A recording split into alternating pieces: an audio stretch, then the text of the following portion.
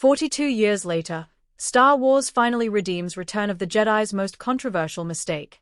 42 years after Return of the Jedi, Star Wars has finally redeemed the film's most controversial element.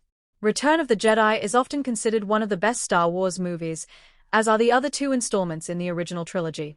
Therefore, many are hoping that the upcoming Star Wars movies in development will return to this level of quality. That said, Return of the Jedi is perhaps the most divisive of George Lucas' original three movies.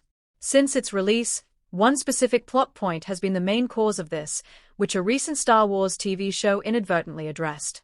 Without meaning to, Star Wars has redeemed Return of the Jedi's controversial plot thread 42 years after the film's release. The show that links to Return of the Jedi is Star Wars Visions Season 3.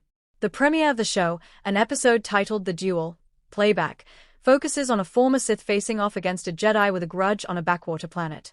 On that planet is a tribe of Ewoks, which aid the warrior against his adversaries. Return of the Jedi's Ewok plotline is often the most criticized part of the movie, without a doubt.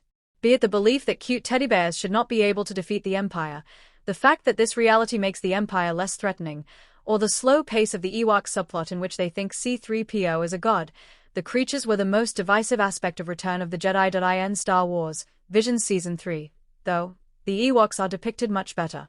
The traps they employ seem more sophisticated, and there is an absence of silly subplots involving golden droids.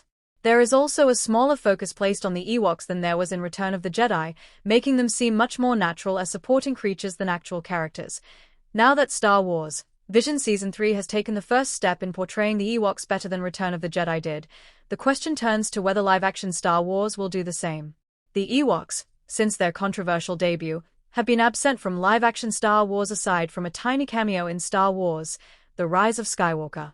Whether they will appear in any immediate Star Wars movies or live-action TV shows remains to be seen, but it seems likely. Star Wars is a vast franchise, yes, but everything seems to come back in one way or another. The Ewoks should be no different. If they aren't, Disney will hopefully take a page out of Star Wars Vision's book on how to portray them better than Return of the Jedi did.